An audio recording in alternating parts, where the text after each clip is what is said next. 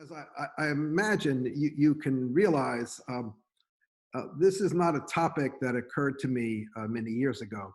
As a matter of fact, I remember exactly when it occurred to me. It was just before my last, well, simultaneously my last public presentation and my first online lecture.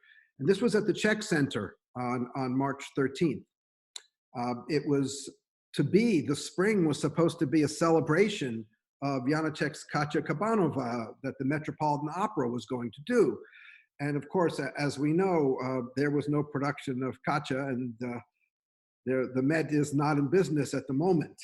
So I was thinking about how to introduce this exhibit at the Czech Center, and it occurred to me just at this moment that both of Janáček's children had died of infectious diseases, and that some of the things that we were feeling and experiencing were things that the people we study and the musicians we listen to experience with genuine regularity. And it got me thinking about that. And so tonight, I'd like to explore at least some of the things that come into view if you consider Czech music history through the lens of infectious disease. And part of that will be putting together a kind of compendium of how various people were impacted by the disease. And the second will be at least a preliminary attempt to sketch out ways of considering the effect of infectious disease on the creative imagination of some composers and specific creations. Of course, this is not an idle theme, but it's part of a much larger consideration of a question that we often find ourselves asking, which is what, after all, is the relationship between music and the rest of the world. I'm influenced also in this by a wonderful book, which I read many years ago by a man named Hans Zinzer, called Rats, Lice, and History, which was an attempt to write about the impact of disease on the course of history. And he sets a wonderful example of how to do this. Well, it goes without saying for any of us that the history of Western music has been dramatically affected by infectious disease. Imagine only if figures like Mozart, Schubert, Carl Maria von Weber, Schumann, Chopin, Donizetti, Bizet, Mahler, Berg, Tchaikovsky, Paganini, Hugo Wolf, Szymanowski, and Lily Boulanger had lived anything close to normal lifespans. All of them were struck down by various kinds of infectious disease.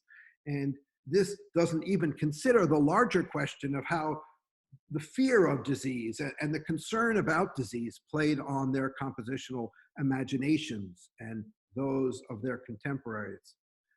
If this larger field of infectious disease in the history of Western music is not really well plowed, it goes doubly so or triply for Czech music and infectious disease.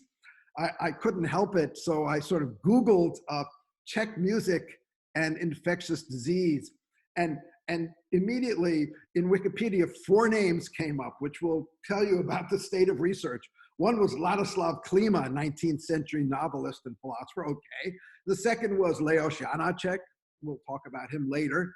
The third was Reinhard Heydrich, who was considered some part of the history of Czech infectious disease.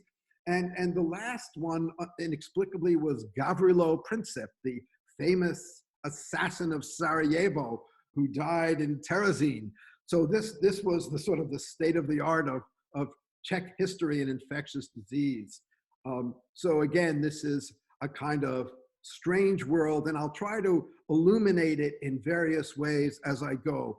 I'll be moving from full screen to, I'm going to share my screen and do a PowerPoint presentation, and we will begin.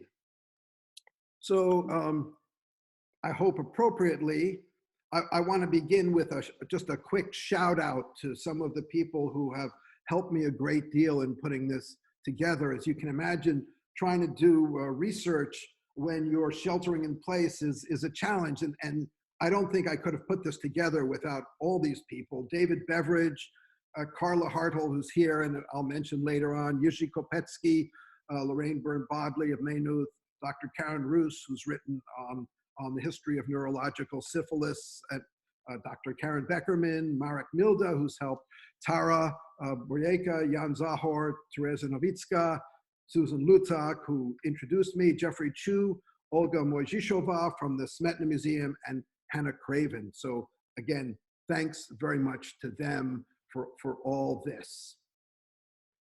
So if our inquiry is to be more than just a straightforward chronicle of who did what when, we would have to begin with the question, a somewhat tricky question is, can you hear infectious disease in Czech music? I would say yes. Here it is.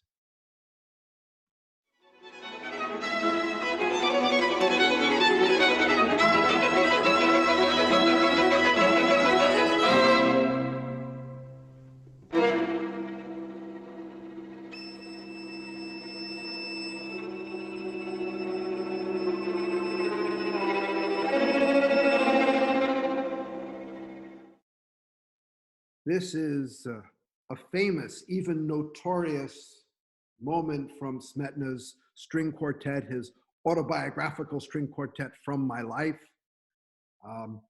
It's well known that Smetana became ill in 1874. The posthumous diagnosis has been syphilis, although we'll revisit that a bit later. And from 1874, he started suffering a series of symptoms, quite catastrophic and dire, that affected his hearing, his speech, left him deaf, and eventually resulted in, again, the most devastating neurological symptoms. He ended his life in a psychiatric ward. And he spoke about this particular sound that he heard several times. And here are some versions of it. So my perception of the beauty of national music and the happiness resulting from this in the quartet that you just heard is interrupted by my ominous catastrophe, the beginning of my deafness. That's written in 1878. And then in a letter to Franz Liszt, he said, I believed I had to describe the beginning of my deafness, and I attempted to represent it in such a way as it has been done in the finale of the quartet with the high ease of the first violin. Before going quite deaf, I was haunted for many weeks every evening between 6 and 7 o'clock by the strident whistle of the A-flat major sixth chord, A-flat, E-flat, C, in the highest piccolo octave, uninterruptedly for half an hour, and often for a whole hour without being able to free myself of it. This happened regularly, daily, an evil omen, as it were, for the future. I therefore sought to describe this fearful catastrophe that has befallen me by the shrill E in the finale. Therefore, the E must be played fortissimo throughout. So it's widely agreed, again, that this tinnitus, this was a symptom of the neurological issues caused by syphilis. And again, in this way, his disease is made material. It's audible. But are there other ways in which we can hear infectious disease?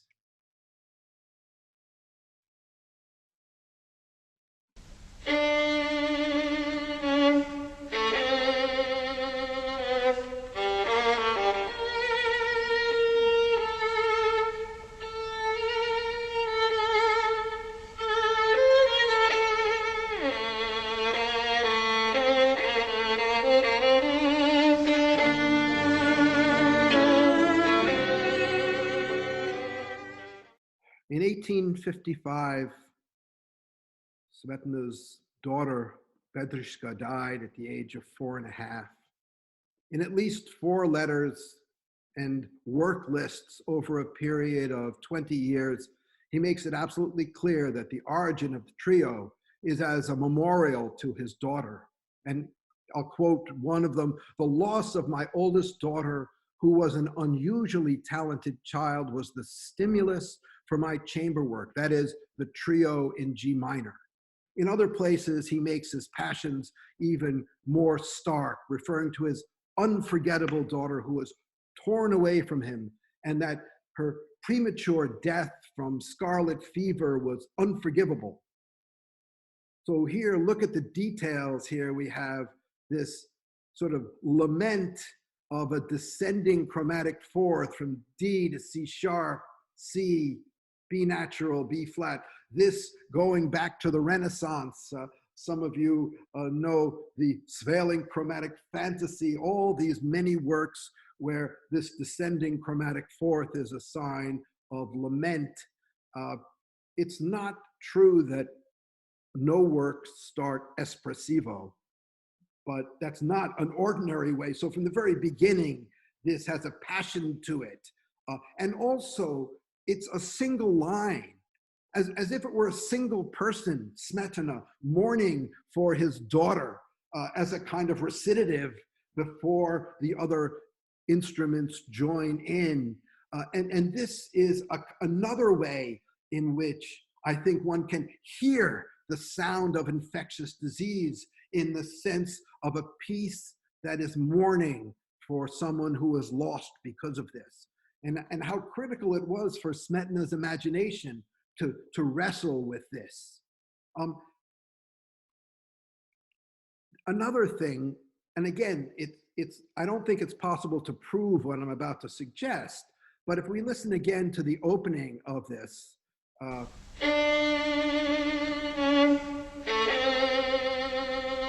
we can notice a similarity to the last movement of the trio in the same key by Clara Schumann, written a few years earlier.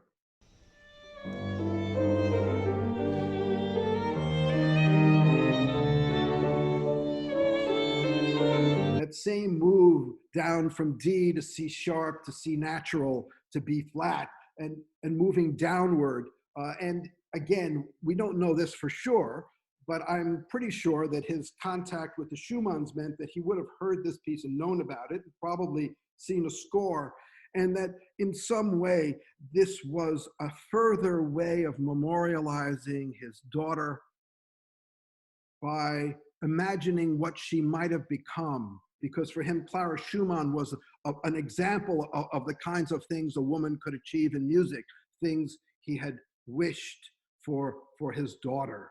And again, we've seen Smetana consciously depicting this, his own ailment. We've seen how scarlet fever impacted his imagination, but there's another level on which the inquiry can take place. This is the third movement of Smetana's second string quartet.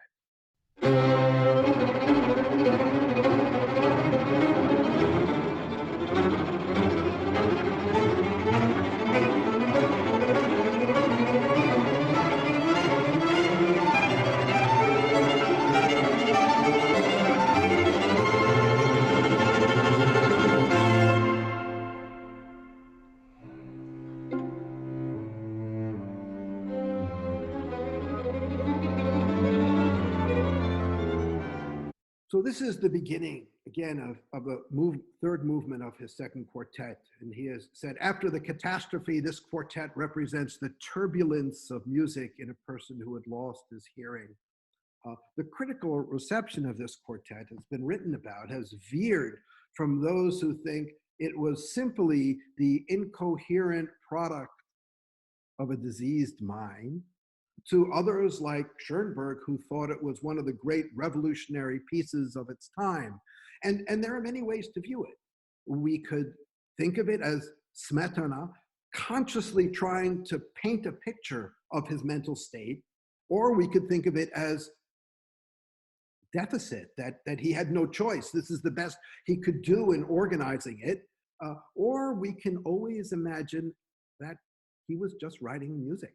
He was using his creative imagination to create effects, and these were the effects he created. But in any case, this is another piece that is closely related in many ways to the composer's condition as caused by infectious disease. For a moment, I'd like to open out to a little bit of a broader perspective, look at some pictures. So these are some of the Czech composers whose careers and lives were impacted by infectious disease. We see Smetana in the lower right-hand corner, and next to him, Zdeněk Fibich, who died at the age of only 50 of pneumonia. Janáček, who also died of pneumonia.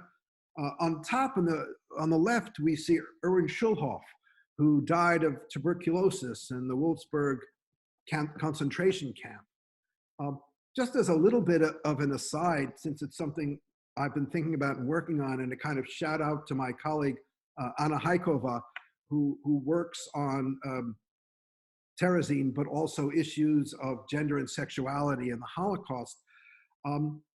She and I have been thinking a lot about the fact that almost none of the composers in terrorism, and certainly not the four main ones who were studied, died of infectious disease. And one of the things that we've noted was, considering the conditions, the medical practices of epidemiology and the way epidemics were thought about, treated, and controlled in terrorism is actually superior to the way we are doing it today in the United States. Next to Schulhoff is Kaprálová, Vítězslava Kaprálová, who we'll speak about in a bit, and then Josef Mysliveček. We'll begin with the one who is historically most distant, and that's Mysliveček. Mysliveček was a terrific composer. He was extremely successful. He was known as the divine bohemian in Italy, where he had an extraordinary career. And he's known quite well by anyone who studies Mozart for his appearance in the Mozart biography as one of the few composers Mozart seemed to treasure. I'll just give you a little fleeting taste of Mysliveček's sound world.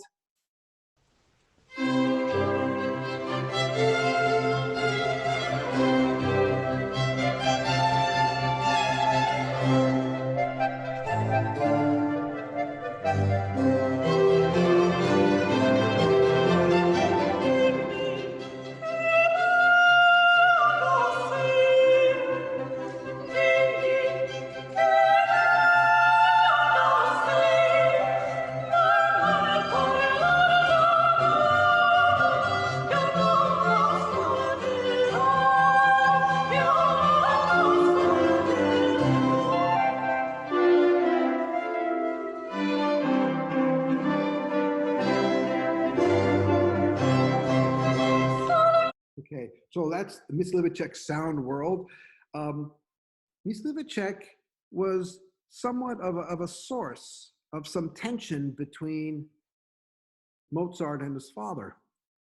Mysliveček suffered from syphilis, and Leopold, who was a bit of a prig, really didn't want Mozart to visit him, didn't want Mozart to have anything to do with him. And this is a letter that Mozart wrote to his father. I implore you, dear Papa, to write to Mysliveček. Write to him as often as you have time. You can give him no greater pleasure, for the man is completely deserted, and often no one goes to him for a whole week. I assure you, he said, this is Mysliveček, it seems very strange that so few people come to see me. In Italy, I had company every day.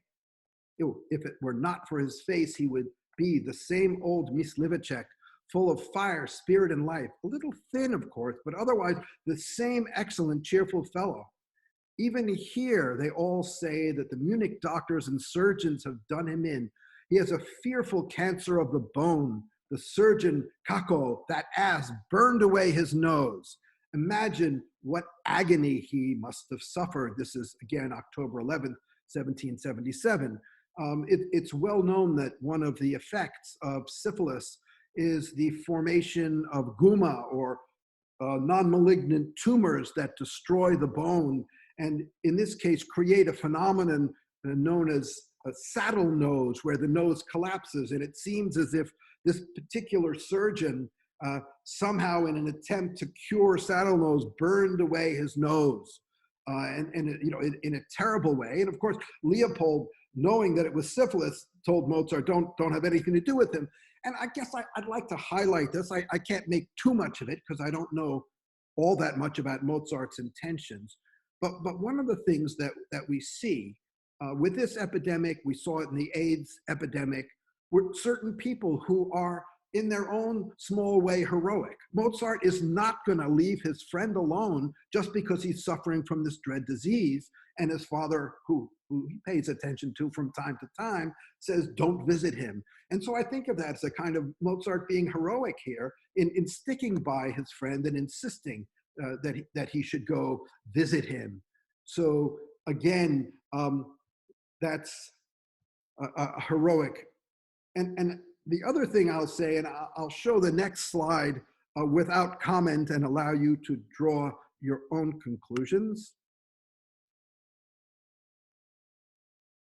So, infectious disease breeds rumors, false remedies, and charlatans like Dr. Cacao, who was, after all, responsible for many awful things. Now, we know, of course, that, I mean, as a Janáček scholar, people have always said to me, yeah, well, how good could your guy be? He didn't really have any followers. And he didn't have, look at Schoenberg, look at many other composers. And I think, well, Pavel Haas, who was a real Janáčkian, he died in the camps. Gideon Klein, he followed in many ways in Janáček's footsteps. He died in the camps. And of course, Vítězslava Kaprálová, who in many ways, even though she studied with Martin, knew anyone who was from Moravia knew that the model for a Moravian composer making an international reputation was Janáček and only Janáček. And we'll talk a bit about that. But we can note that the war destroyed at least 3 or 4 cultures. It destroyed Czech culture, destroyed German culture in the Czech lands in Czechoslovakia. It certainly destroyed Jewish culture and arguably Romani culture as well. And so this kind of displacement is something that is powerful, but one of the most powerful had nothing to do with the camps, but infectious disease. And this is the fate of Vítězslava Kaprálová. She was the very definition of an extraordinary talent. She was amazing in her every way. She was a gifted conductor, a brilliant composer, and again, right on the cusp of a great international success. She was in Paris during the war. In the beginning of the war, she ended up being evacuated to Montpellier. And if you read many entries in encyclopedias, it says that she died of tuberculosis. I think we have with us today the leading Kaprálová scholar, several of the leading Kaprálová scholars. But I wanted to sort of show this screen, which I guess I would loosely consider 3 letters. The first letter is something I'm going to play to just give you a little taste of Kaprálová's music. And this is Kaprálová's last composition, which was called The Letter. And it perhaps refers to Martinu and to a love affair that's ended and its repercussions. But I just want you to hear a little bit of her music.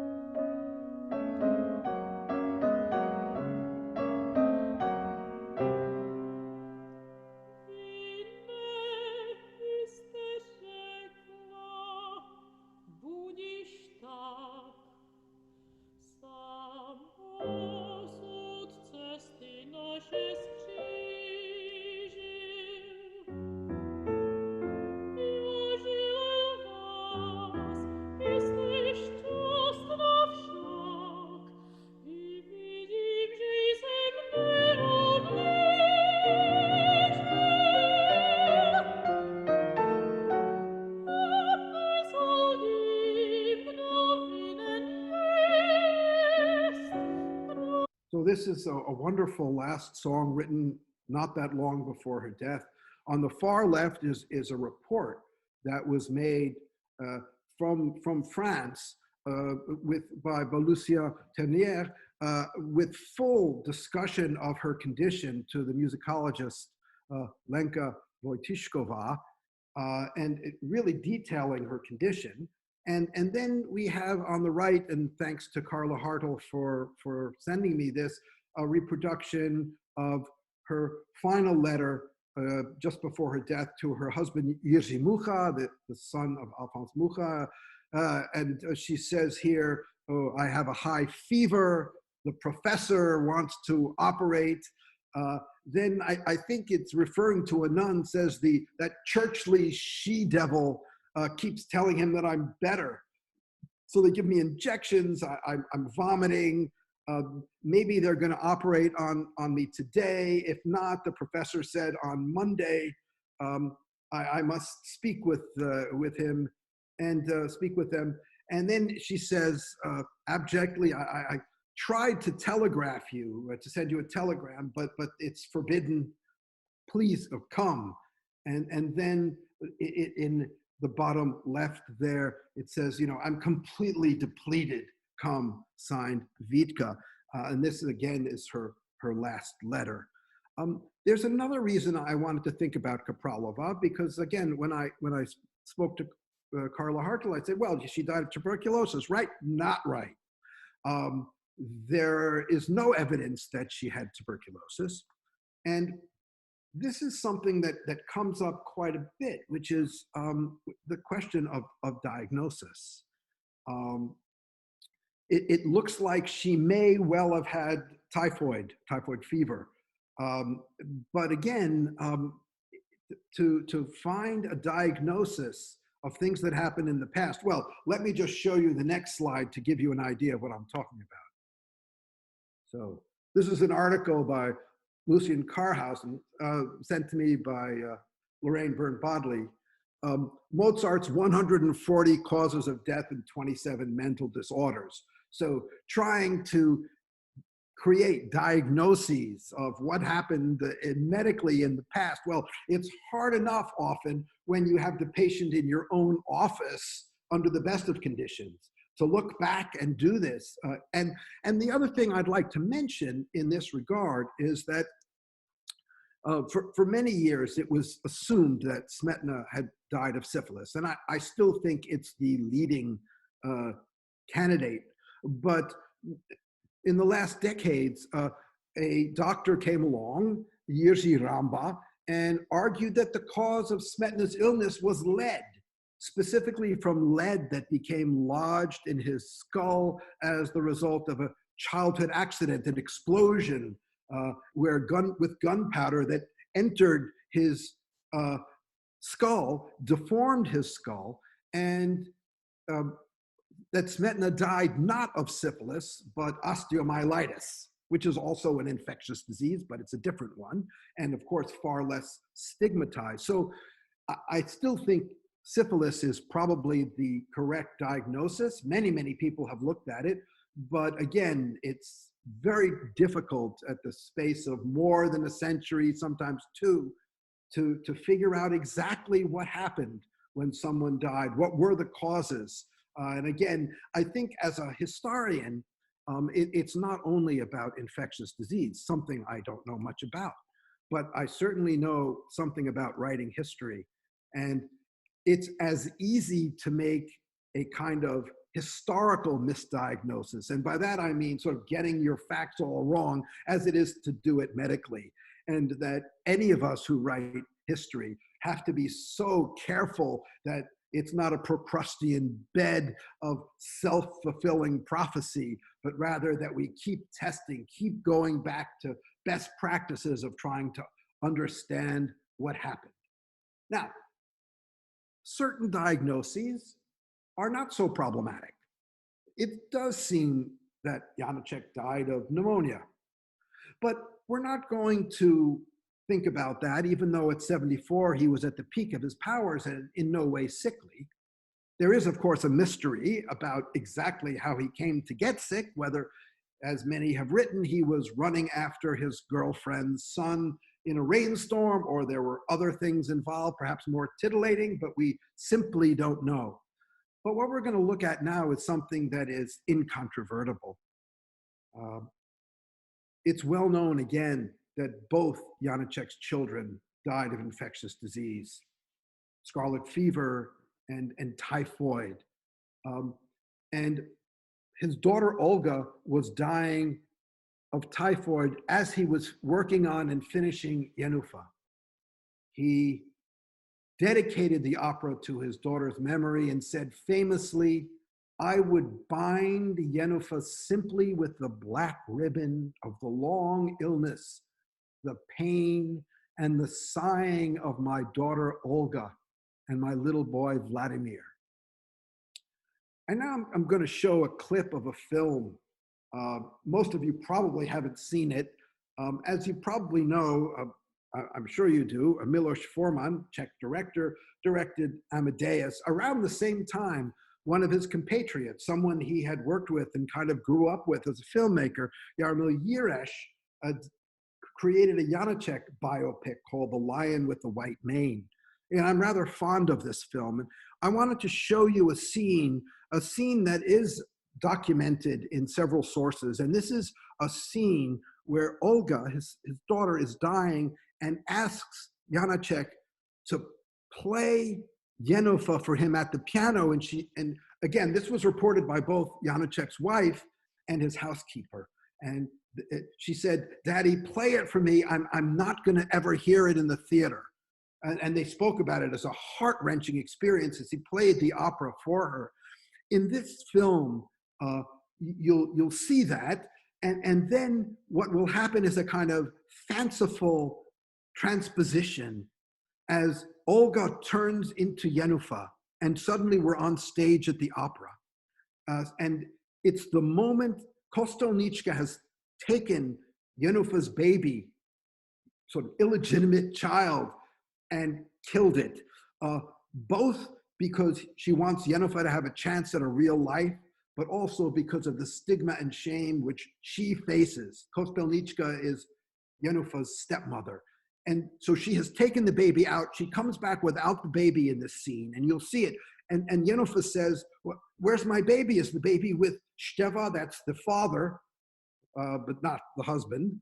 And Kostelníčka says, "Your baby had a fever. You were lying with a fever, and your baby died." So we have kind of a triple fever. We have Olga's fever. We have the idea that Jenůfa was supposedly suffering from a fever, and the baby died of a fever. And there's a moment which I'm going to ask you to really listen to. When Jenůfa hears this, she says, my chlapčok, my little radosny, my joyous little boy." And if we can listen to that, both the kind of speech intonation and the beauty of it, I think we'll get another sense of how infectious disease creeps its way into opera and not only in Traviata and Bohème. So here's The Lion with the White Mane, and this is the scene. There's some titles that pop up from now and again, but I'll try to talk you through it if necessary.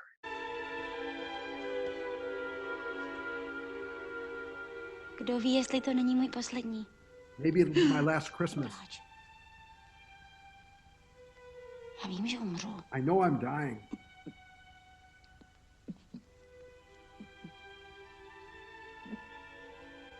Tatušku,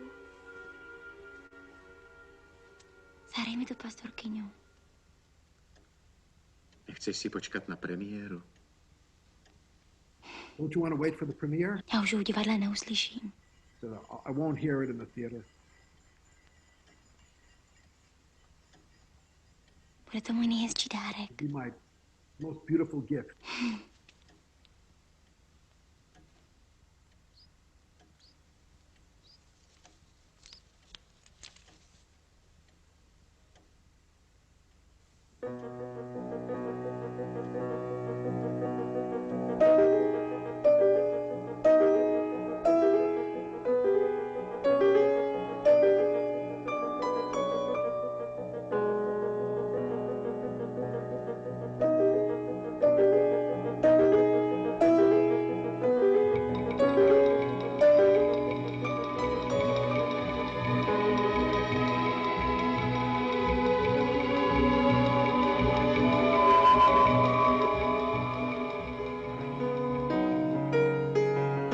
števuškami.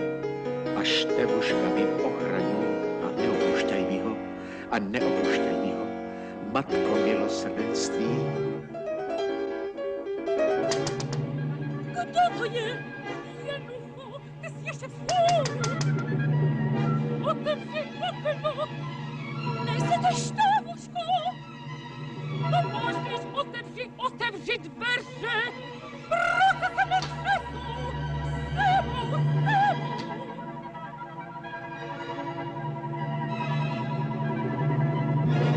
Kde je štávuška? Vy jste ho nechali ve mlýně.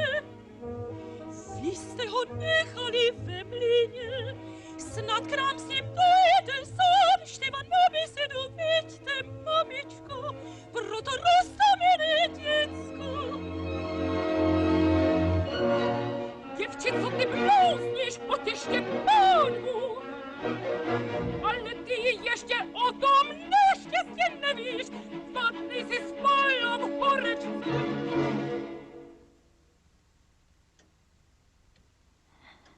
Co je, tatušku?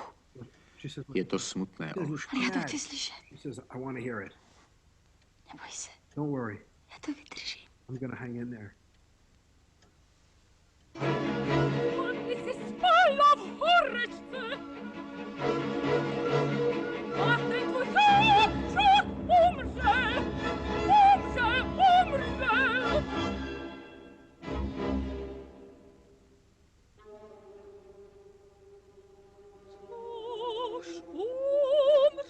He died.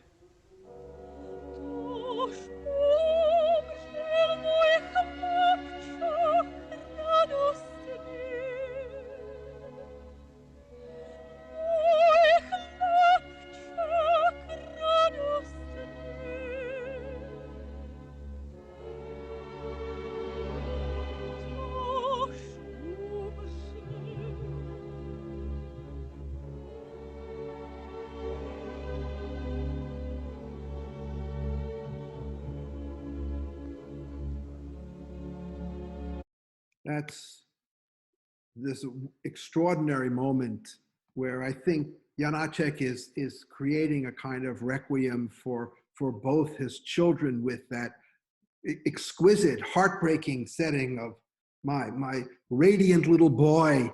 Again, it's another way that this creeps in to various forms.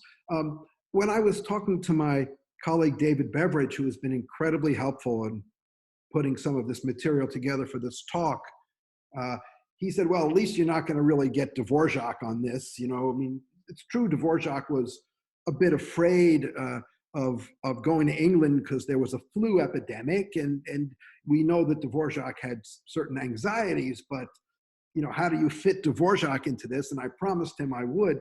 And so I want to take another tack of this and look at a passage from the New World Symphony.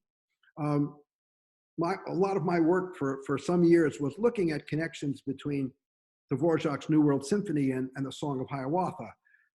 And while there are some arguments about exactly how much of the symphony is related to exactly what parts of Hiawatha, I think by now it's accepted completely that the second and third movement, at least, are based on passages from the Song of Hiawatha.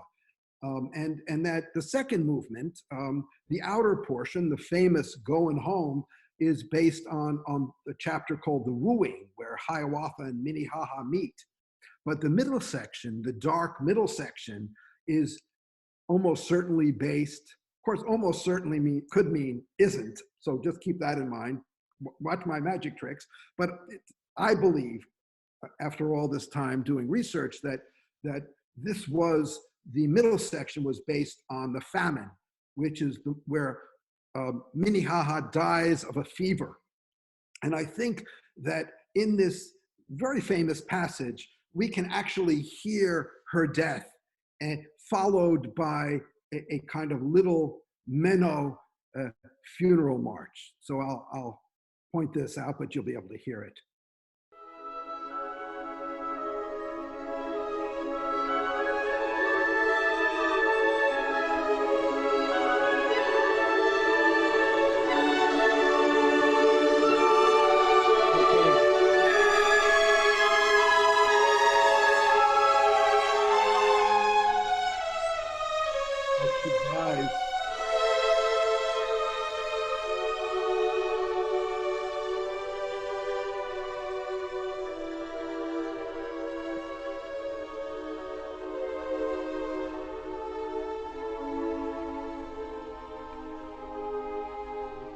and death represented by the funeral march. Here.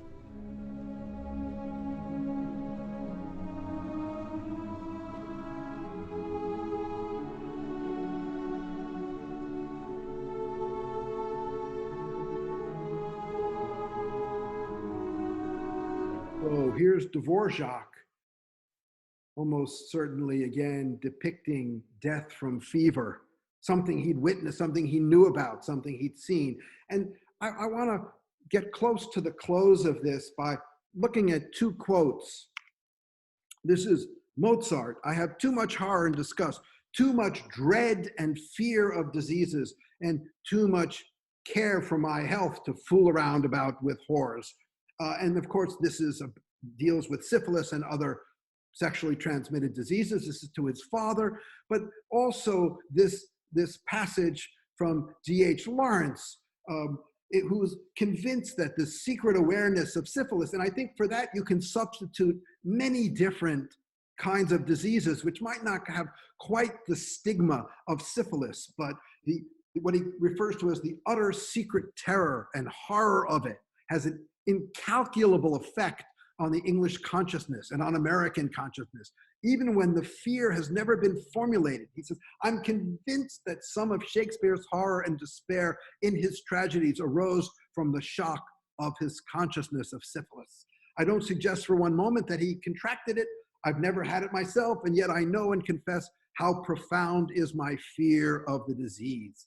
And even though, again, syphilis is in its own way, a kind of separate category, it's also a stand-in for the fear and terror of disease, the fear of contagion and infection. And so for my last example, perhaps even more speculative than some of the others, I'd like to move to this. This, of course, is Rusalka. I'm going to suggest that whatever else Rusalka is, and it is many things, that it's also a kind of parable about infectious disease. Whether or not even the composer and the librettist were aware of it, or completely so, from the beginning, Rusalka's unnatural. She undergoes surgery, which renders her pale and perhaps feverish. She's shunned in the palace and rendered socially mute. When she returns back to the pond with her sisters, where she has lost the bet, as it were, she is treated to an extreme form of social distancing. She's ineffectively quarantined. No one's allowed to associate with her. She's completely isolated and alone. And of course, we know that her kiss is fatal. Her touch is fatal. And those of us who are living through this kind of experience may empathize, may understand in some ways the incredible power of infectious diseases in the human imagination and the way it plays upon the behaviors, the imaginations, and the creations of many, many artists, of course, not only in the Czech sphere.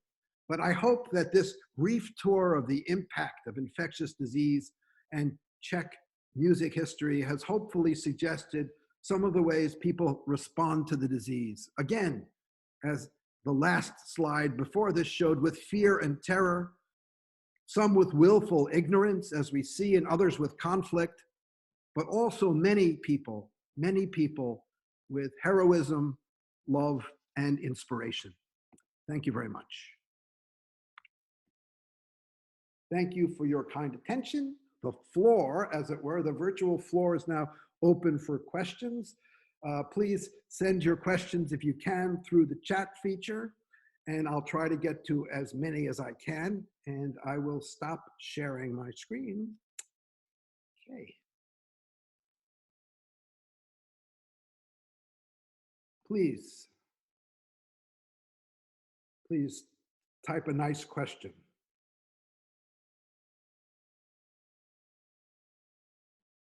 Thank you, Veet.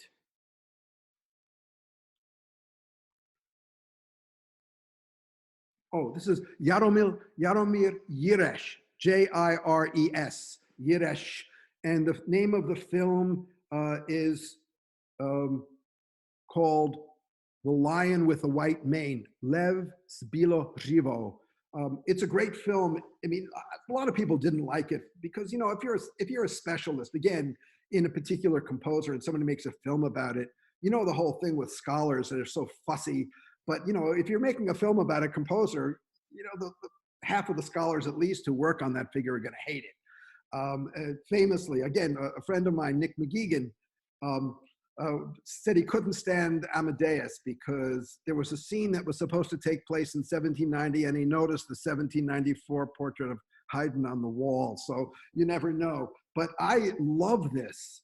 I really love this film because, first of all, every scene in Janáček's life takes place exactly where it took place. And even though Jires is a fanciful director, I found that it resonated. Second question, how long did it take me to do this research? Well, part of the answer is 2 months because I really never thought of this project until 2 months ago. And since that time, I've been thinking about it a lot. Now, I've thought a bit about composers and disease. I've thought a lot about how to frame, you know, without, I mean, it's a slippery slope. You know, again, I run once again to my work on some of the composers in Terezín, where, you know, there are all kinds of things that are going on in these pieces, but the composers all died before they could confirm or deny some of our theories. So, you know, you could always argue that by pointing out certain kinds of details, you're in effect desecrating a work that might have nothing to do with that. On the other hand, if a particular creative figure is marshaling all their energy to tell a particular story, you can't exactly turn your back on it. So all these things, but this is, for me, a fascinating area of study. As I said, I know very little about infectious disease, but certainly the impact of it on music in many different ways seems incontrovertible. Okay, I'm going through the questions here. This is from Robert Goller. There have been some works on opera and disease. Are there examples of value in Czech music in addition to the ones I mentioned? I don't think there are really a lot of specific studies. And again, many of the studies are, you know, who died of what and what was the disease.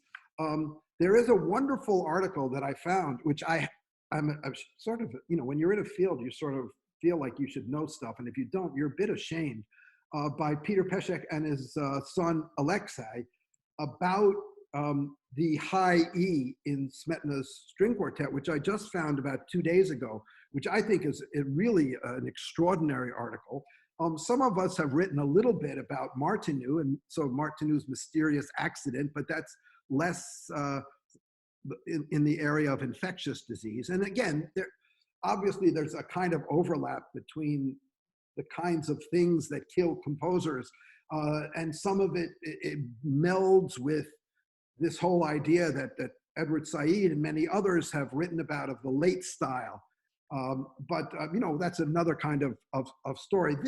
The particular idea of infection in music is something that I find fascinating, because I think fear of encroaching disease, fear of something kind of coming in and taking over, it's like a hurricane or something when you're watching TV and it's getting closer and closer, is a very special thing. And I even, you know, and this is maybe wish fulfillment, but I even think of things like the scherzo of the Beethoven Fifth as you could really think of it as about an encroaching disease creeping closer and closer.